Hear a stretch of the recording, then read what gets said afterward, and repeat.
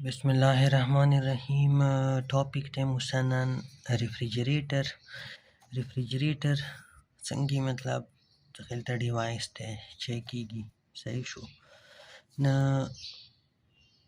मतलब यो दसी डिवाइस का ना सगाई सराउंडिंग लेवल वाला कुम टेम्परेचर भी का ना आगना ई बॉडी मतलब छे तो ही दी यागा टेम्परेचर यो कम वसती योई मतलब सिंपल दैट्स या वसती सही शो मतलब आगा डिवाइस आगा यो इवा बॉडी कूल केवी यो यागी टेम्परेचर सराउंडिंग लेवल ना काम सती अख्तम यायु रेफ्रिजरेटर यो दसी डिवाइस आगा की मतलब आगा मुसा साइकिल की कोर कई हो बिल्कुल हीट इंजन ता अपोजिट हीट इंजन वाला बतोस तयवाद बच्चे मु बदा गाजी की दसी कावालो एचटीआर ना ब हीट मतलब दा एरो बलोन दी वादसी वे बदा एरो बाहर तरफ वर्क डन भी कावालो और दा एरो बे एलटीआर ता मतलब डाउन न दा बिल्कुल वो सीधी वाला वक्त दा अपोजिट दा बाहर दा नना और दा मतलब मुसा दी तरफ हो दा बिल्कुल यहाँ पर अपोजिट न यो दसी डिवाइस बिल्कुल हीट इंजन पर अपोजिट वर्क करी और रेफ्रिजरेटर फॉर कूलिंग सरासर मुसा हीटिंग पर या इस्तेमाली की सागत अबिया हीट पंप नहीं आयो हीट पंप बिया स्टार या बे तो से चेक आवाज हो ठीक शो मतलब मुसा रेफ्रिजरेटर लगा अंदर नॉर्मली वक्त सी गर्मियों की फ्रिजों ने भी यहाँ बाहर की गई ना मतलब ब्रांडे की गई दीदी पारा चागा न मतलब का तो उस खोरोक सामान की दे या अगर सुकुम हीट वजी के कमरे की दे है या बमा हीट ताबीर का कमरी ताबीर कई हो का बाहर या है या सराउंडिंग मतलब मतलब वो सन गर्मी न ऐसा हीट पंप या कोर कई और दिकी कुम वर्किंग सब्सटेंस इस्तेमाली के अगर तमो रेफ्रिजरेंट नहीं आयु और जना टाइम की कूलेंट सही शो और मैक्सिमम मख की बस सीएफसी इस्तेमाल वो स एचएफसी हाइड्रोफ्लोरोकार्बन दा क्लोरोफ्लोरोकार्बन देखिए दा क्लोरीन डेर जात मतलब अगो ओजोन लेयर पर मतलब हार्मफुल हो बिया वो खैर दा इस्तेमाल R134 समथिंग दसी कोड वाला है R134 समथिंग है और बल यदि को मेन प्रिंसिपल दागा से दो मुसा साइक्लिक प्रोसेस करी वो एलटीआर न हीट हाली एचटीआर तब फिर कही सही शो और यदि कंप्लीट कुम ब्लॉक डायग्राम दागा दादे amount of work कला वशी आगना बाद Q2 amount of heat LTR ना वही Q1 amount of heat ब HTR तवीर की HTR मतलब सराउंडिंग दी टाइम की अंदर से कहता गैस इस वक्त से अगर चढ़ता है कुम कॉइल मतलब जला होता भी अगर की मुसा गैस मतलब परफॉर्म मतलब साइकिल की वर्क कई कंप्रेस की भी एक्सपेंशन वर्क से अगर कूलिंग इफेक्ट जनरेट की नगेन इमिशन भी तो सी वक्त से और दाल तकुम बल खबर अदा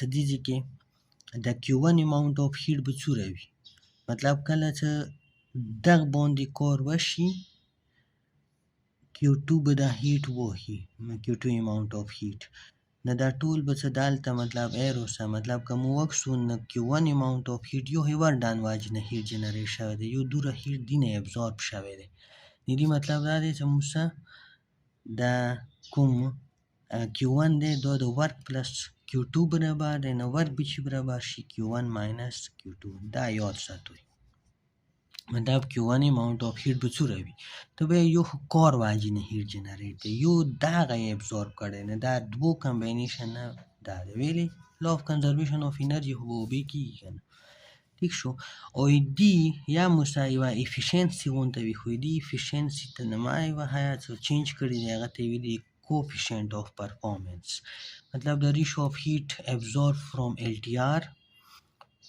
to the total work done by the compressor मतलब फ्रिज की कंप्रेसर भी कंप्रेशन से चूरा कोरवा की माउरब आलता सना मतलब Q2 amount of heat absorbed na का फॉर्मूला है वक्त सीधी कोफिशिएंट ऑफ परफॉर्मेंस तो अब की इना नमाविर करी दे और कूलिंग डालता वसली कले कूलिंग मतलब से कला दो एज अ कूल मतलब کول کولو لپاره استعمالیږي. دا هیټ پمپ لپاره استعمالیږي. هغه بیا وکړو.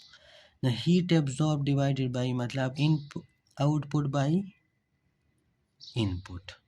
دا فرمولا ده که وکړي بالکل افیشنسی ده. نه input کې مو کار وکړو، output کې Q2 amount of heat چې کو absorb کو. نو Q2 divided by W، Q2 divided by W څه فرمولا ده؟ پاس مته لیکلی ده Q1 minus Q2. In term of temperature ځنه ټیم کې غواړي نو T2 divided by T1 minus T2 دا تاسو یوز کوئ. اوس هسې مثال در کوم لکه اوس دا مو سه ایسی دی که نه، دا اوس دا مو داسې طریقې سره ولګوله چې دا یو روم دی دا بل روم دی. ټیک شو. اوس څنګه ایسی چالو شوه نو دې څه وکړو دغه ځای کې کار ورکینګ شروع کړو. ورکینګ دوران کې Q2 amount of heat دی ابزورب کو. اوس دې ځای کې دغه مو یو کوفیشینټ آف پرفارمنس فار کولینګ، دا کولینګ ولا شو ویلې چې دغه روم کې Q2 amount of heat و دی ونه ابزورب کو. اوس که وکسي دا ایسی بهر طرفه نه دی مطلب مو سه ایکسپوز، دا اصل کې یو بل روم ته مو سیټ اپ کړی دی مطلب مانځ کې مې نه دی کړی دا بهر لګوي. داسې مو وکړو چې دوو کمرو مانځه مې دا ایسی ولګول او دویم روم ته Q1 amount of heat چې شو مطلب بیرونو. ټیک شو. ورک وشو Q2 amount of heat صحیح شو. دغه مو څه چې شوه کول شوه. خو که دغه روم ته سوچ وکړي دا مو څه هیټ اپ شوه. اوس د هیټینګ پاره که ته وکسي دلته مطلب مو څه آوټپوټ چې دی آوټپوټ خو Q1 دی. صحیح شو. ټیک دی. مطلب دې ځای کې مو څه آوټپوټ Q1 شو که نه، خو انپوټ چې دی ورک وشو. نو فرمولې کې به لږ چینجز وي. هلته وکسه Q2 بای صحیح شو W دی، دلته Q1 بای W دی او W فرمولا دې ځای کې به W چې شي مطلب ورډن. اوس که ته وکسي دلته ورډن به څومره وي دغو دوو ډیفرنس به وي که نه Q2 minus Q1. صحیح شو. یو خو ورک وشو او Q1 amount خو دا خو یاد دي څه مطلب هغه ځکه موږ دغه ځای کې Q2 minus Q1 لیکو. ان ټرم آف ټمپریچر به چې شي T2 minus T1. نو بس دا کمپلیټ مو سره ریفریجریټر دی. صحیح شو. دا مین خبرې دي. دا بلاک ډایګرام دی. همداسې که ریفریجریټر ورکینګ نه ځان پوهوئ نه یوه انیمیټډ ویډیو وکړئ هلته کمپریسر لګېدلی وي دغه ځای کې مطلب چې کله هغه ته مو پاور ویر کړو هغه مخکې داسې مطلب دی نه داسې ګیس هغه پایپ لاین لوډ وي دا دي که مطلب فرسټ په هغه وي کمپارټمنټ وي کولینګ پاره نو دلته کله سمون کېدو نو دا هغه ګیس کمپریس شي او ایکسپینشن وکړي نو دا ګیس د پایپ په ترو داسې روان شي. نو دغه ځای کې هغه کول وي نو دا ټول هیټ ویلي هاټ نه کولډ باډي طرف هیټ ورځي. نو دا چې دا دې نه ابزورب کړي نو لاندې سر ته دي کې هغه جلا غونته وي دا شانتې پایپ لوډ وي هغه په ترو یې چې سراونډینګ ته یو بار بس بیا داسې بیا دغه ځای کې مو سه کنډنسیشن همداسې بیا طریقې سره مخکې دوباره دغه سایکل کې بس پروسس جاري وي.